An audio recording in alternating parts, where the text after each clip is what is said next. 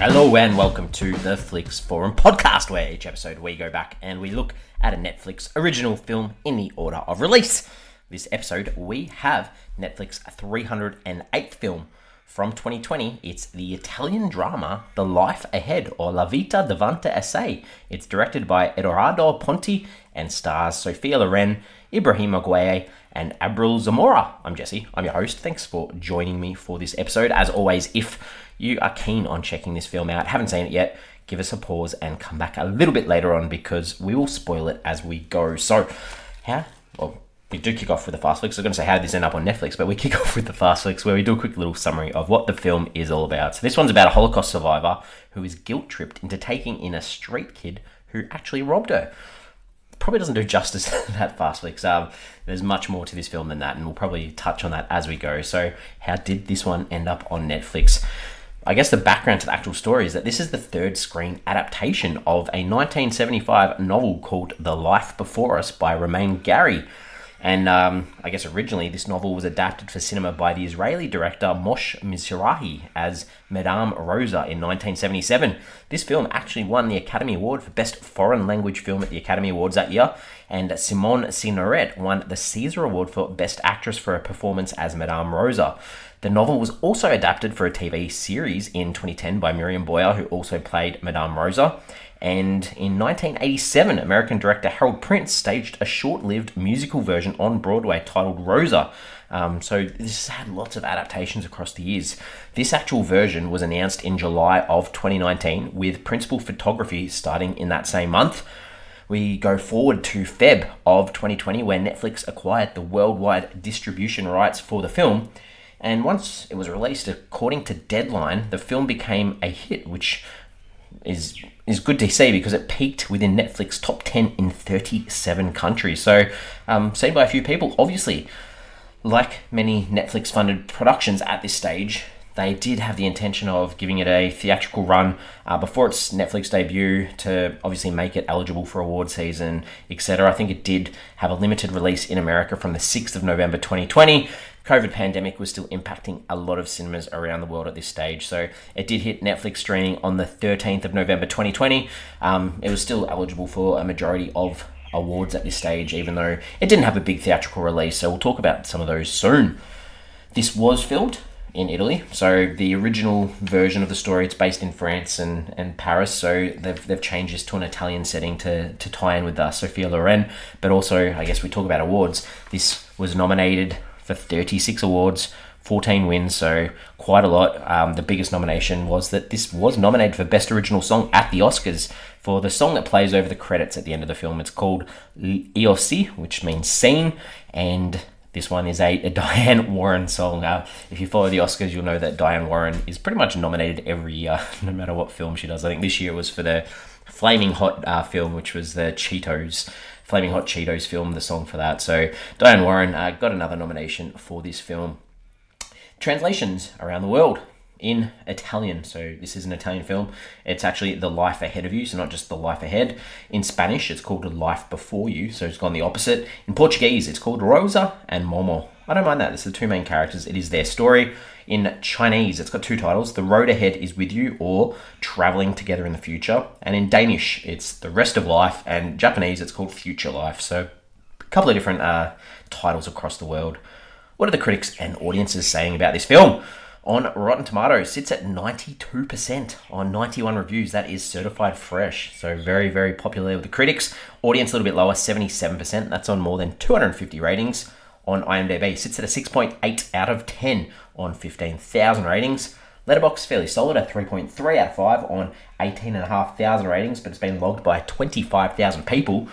And on Metacritic, very positive, both in the green for the audiences and critics. The critics, it sits at a 66 out of 100 on 24 reviews. And this traffic light system, so green, and then the audience is a 7.4 out of 10 on 47 reviews. Also green. What are my early thoughts on this film? I think it's not simple, but it feels simple. It looks simple, but it's not. So I'll say it's a simple yet touching film. I think there's no surprises because you're probably going to predict the narrative and predict every beat. But the chemistry between Sophia Loren and the young Ibrahima Gueye, it makes this work and it leaves an emotional punch. I think this is a very, very effective film. So let's talk about the characters. Madame Rosa, she's our main character. She's a Holocaust survivor who cares for the children of sex workers, and this is a profession that she was once involved in. And Momo, he's our Senegalese orphan who ends up on her doorstep. And I mean, she's there to guide and mentor him because he is tempted by the streets of crime. And she obviously is meant to be that role model to support him. And their relationship, I guess, it's frosty to start with. And, you know, because he does things his way and he doesn't necessarily respect authority. But he's there to save her as much as she's to save him. And it's a much better choice than the threat of social services, you know, taking custody of him. Momo, he misses his mum. He has great fond memories of her, and maybe that role that Madame Rosa plays is like a mother figure, and that's why that conflict is there so much. But once he realizes that she actually cares for him and he cares for her, that sort of makes that connection really good, because Rosa, she's the mother for many people and has been in that role that she takes and looks after these kids, because in that house she also has Lola, we'll talk about her in a moment, her child, as well as Isoph, who's this kid who lives with Rosa. His mum's left, never come back, and this Isosif kid, he holds out this hope that his mum's going to return one day, and he builds that connection slowly with Momo. They become friends, but that connection is almost destroyed when his mum actually does return, and because Momo knows that this can never happen for him because his mum's passed away and she's never going to come, so that creates even further friction, I guess, in their relationship. Dr. Cohen's Rosa's doctor. He's the one that sort of puts Momo on her doorstep and realizes that they could work together well. And he obviously, as a doctor, cares enough for his patient, Rosa, and wants the best for her and understands that, you know, she is old, she's struggling with life. Hospital care is probably something that's best for her. But through Momo and his relationship with Rosa, they build trust in each other, and the last thing Rosa wants is to go to hospital. And Lola is the other person that sort of supports both Momo and Rosa. Lola, she lives downstairs from Rosa. Obviously, I said before, Rosa looks after her kid when she works, and she can stand her own ground and stand up for herself, but she has her own issues with her own father and whether she should go back to him and let him meet her own kid, and those types of ideas too. The last character I'll talk about, Mr. Hamill. Mr. Hamill's the guy that Rosa goes to help and I guess give Momo a male role model figure, especially through faith, and because he's a Muslim, he is a carpet merchant, and Rosa identifies that connection he can make with Momo and faith is something that he probably needs and will benefit from throughout the film too. The director, Edoardo Ponti, 8 directing credits, so a mixed bag of stuff. Got 3 features, 1 music video, 4 shorts, all look like to be in Italian, but I guess the biggest thing in this is that he's Sophia Loren's son. So obviously mum working with son, that's why, you know, I think she was 86 when this film was released. So obviously, you know, heading towards that retirement age, or, you know, and she's almost semi-retired, barely does any films, but being in a film with your son directing is obviously something that she was really on board for. The scenes, let's talk about some scenes. What are some scenes that stood out? What are some things that I didn't like? Momo, there's a scene where he's so happy because he's been accepted by this drug lord, this guy that's making him sell drugs, and he dances down the street, and the song, I think it was a Basement Jack song, it was just a nice moment seeing him smile.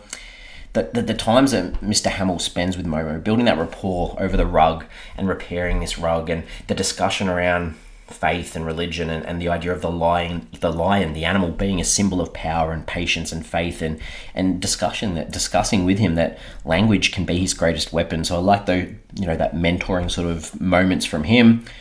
Rosa loses it. This is a funny moment. Rosa sort of loses it with Dr. Cohen, because, you know, she's like, you've given me this Momo kid, he's a danger, he has these dreams, and she finishes off with this line about, like, do I need to lick his face before I put him to bed because there's these dreams of the lion, so that was funny. Rosa and Momo, they go out on the street, and she sees that there's these police that are arresting Muslims, and Momo wants to go and see what's going on, but she sort of guides him away, almost making that connection with her past experiences too. I thought that was an impactful moment. Momo talks to Mr. Hamill about him. This is a bit a humorous moment too, about, you know, hey, are you married and are you single? And he's like, well, Rosa's single too. That was just funny, him trying to matchmake. And the other moment, like towards the end, Momo gets his wheelchair and goes to the hospital to get Rosa, goes through the streets all night, the sun's rising, he's exhausted, they stop and they enjoy this peaceful skyline, just a really nice moment between the two. Things that I didn't necessarily like. I think there's a dance moment where Lola and Rose are dancing in the lounge. It just went on too long. However, and it was a bit awkward, but however, the finish of it was good because one of the kids picks up the vibrator that's in Lola's bag and she's like, oh, that's for my work. So that was funny. The CGI lion. Important moments, obviously, to talk about faith and that mother-like figure and what Momo is missing out on in life. But the CGI was just really bad. So that really let it down. And then Momo going to see Rosa in hospital and she's obviously deteriorating and she doesn't recognize him. And he's crying and I just didn't really feel his performance there. So that sort of missed the beat for that scene for me. What's the film trying to say through themes or ideas? The naivety, I guess, of childhood, having to grow up too fast, not understanding the past or necessarily the future of what the future can hold based on choices and based on decisions and trauma, whether that's from the Holocaust, whether that's refugees, migration from Africa, that idea of good versus evil and that idea of escapism too, release, and whether that's through faith or religion or prayer or good word or making promises and keeping your word. These are all things that are touched on in this film. What did I take away from this film? I think the non-linear introduction really worked. The opening of the film was important because I'd completely forgotten about it until we revisit it later in the film and it was revealed what we were saying. And I think that worked really well for me. I thought that was really good. Questions, pondering some ideas about this film. So obviously Momo saves Madame Rosa from the hospital and he's almost fulfilling her last wish of going back to her basement. Was it the right thing for him to do? Or is this going to be some guilt that he's going to feel for the rest of his life? Or is he free now and he knows what the right things to do in life are? I'm interested. I think that's just such an impactful thing for a young kid to do, is to remove an adult from hospital care, which almost leads to her death. But now she's at peace. So maybe you look at it from that side that, finally she can rest. And then that idea too, Momo's still only 12 or however old he was. Rose is gone. Who's he going to live with now? Does he go back with the doctor? Does Lola support him? I'm not sure. I probably would like an answer because I do feel for that kid, because I feel like the temptation of the streets is something that he could probably fall back into quite easily. I'm ready to wrap this up. I think we give the film a rating out of 5. For me, it's a beautiful film that it does everything, I guess, in this basic sort of way that I mentioned before, that it works. You see the emotions on the faces, the pauses of silence. These all make this a memorable film with such memorable performances from the two leads as well. So I think you must give this a watch. I'm giving this 4 out of 5 as well. Some real positivity from me recently. So 4 out of 5 for me. We're on socials. We've got Instagram. We've got Facebook. We've got X, formerly known as Twitter. The question I just wanted to ask is family more than blood? Because I think this film really pushes that idea that family is those that look out for each other. Family is those that give each other the hope, the faith to continue on, the resilience, the respect. And I think family, can mean so much to so many different people. So I think that's a really good thing to take away from this film too. We are back next week. Next week, we're back on that Christmas train. We've got a 2020 Christmas romantic comedy called The Princess Switch Switched Again. So it's the sequel to that Vanessa Hudgens film we covered quite a while ago.